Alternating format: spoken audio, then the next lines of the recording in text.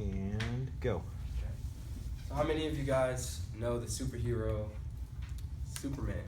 Raise your hand. Oh, perfect. So I don't know if you guys knew this, but Superman is one of the top 3 most known superheroes in the world. So it goes Superman, Batman, and then Spider-Man, right? So, so the character Superman was created by Joe Shuster and Jerry Siegel, right?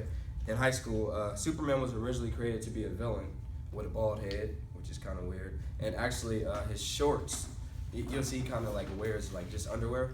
That's actually because strong men back then would, be shirtless and put on, they would just wear that like, you know what I'm saying? And like they would like do Olympics and stuff like that.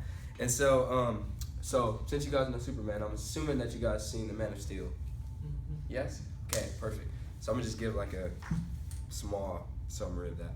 So basically, in The Man of Steel, it was his father. His name was Jor-El, and Jor-El and his wife, right?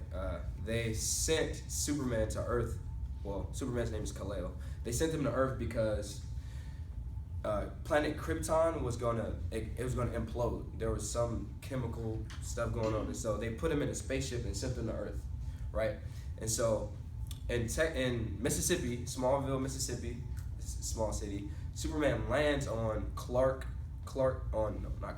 Superman lands on the Kent family's farm, right?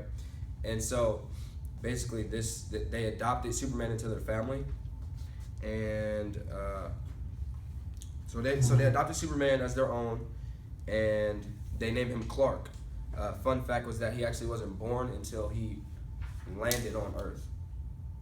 He didn't have supernatural abilities. For you guys that know the character Superman, he didn't have supernatural abilities as an infant. It wasn't until him growing up, going through high school and middle school and all that type of stuff, that he realized that he had supernatural abilities. And when they became out of control, Superman's father, his adopted father, taught him how to control those gifts.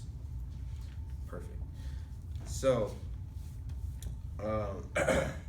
I'm just reminded of a passage in Ephesians when Paul, he is speaking to a church in Ephesus. Ephesus is like this really big country in which Ephesians is one of the many churches that Paul wrote letters to. So the letter that he wrote actually was going into circulation around Ephesus to different churches. And so in Ephesians chapter 1 verse 3, it starts off by saying, "Blessed be the God and Father our Lord Jesus Christ." So I didn't really have a good understanding of blessed, and so to break that down, the Greek word for blessed is eulogy, which means to speak well of. And so since God is acting in this verse, we can say that he pronounced good things for our benefit. Verse 4 goes along to say that even as he chose us. I want you to tap the person next to you and say, he chose us. He chose us. Perfect. So even as he chose us in him before the foundations of the world, that we should be holy and blameless before him. Be holy and blameless before him. What does this mean? Well, I learned here at Simpson that holy means to be set apart. So I'm also reminded of something else that Paul says in Romans. He says, "Be ye not conformed, but be ye transformed by the renewing of your mind." So when I think of holy being set apart, it means not necessarily to do what society does, but to be different. So it's not saying don't hang out with your secular friends, but you don't have to engage in what they do, if that makes sense. And so, so verse 5 goes on to say, he predestined us for adoption through Jesus, according to the purpose of his will. So it was in his will before the foundations of the world to adopt you. So all the benefits that that we inherit through. So all the benefits of becoming adopted.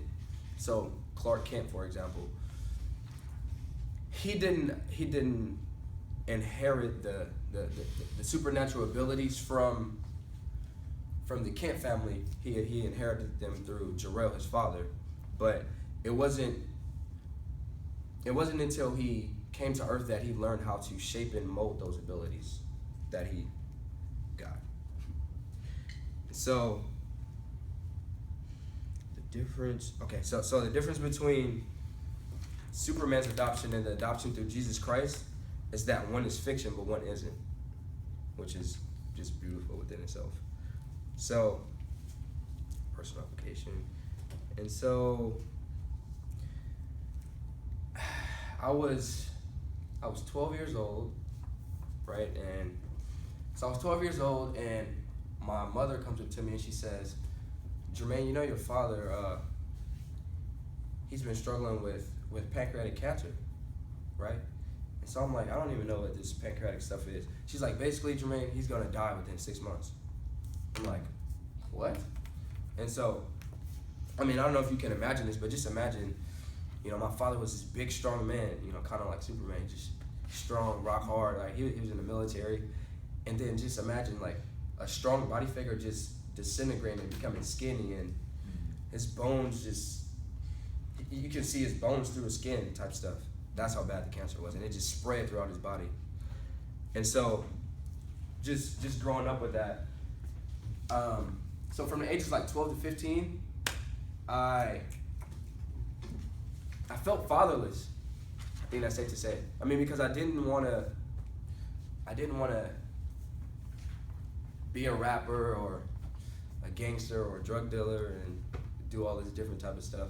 And so I really didn't have a model. And so I felt fatherless. And so then I started to go to church and heard about this Jesus guy, and I was just like, wow, he struggled, he suffered, he did this and did that.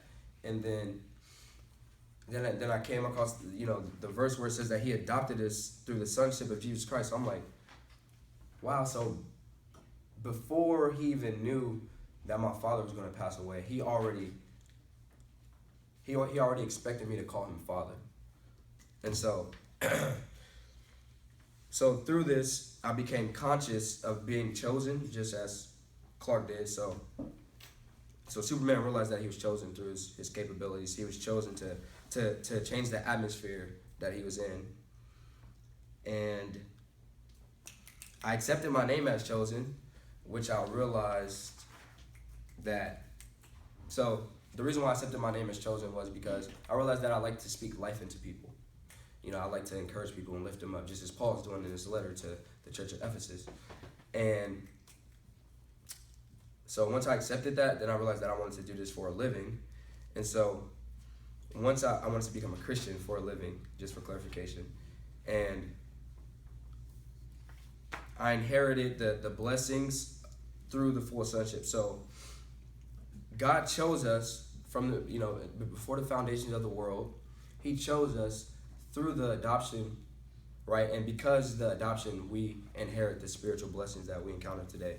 And the two of those spiritual blessings that Paul's talking about was first choosing us, and second adopting us, and then third was inheriting the spiritual blessings, which we will later learn and like throughout the first chapter. And so I just want to leave you guys with a question, which is, I wonder how many of you will start to become conscious of your name as chosen and realize how many blessings you inherit as an adopted child of Christ. That's my time, guys. Thank you.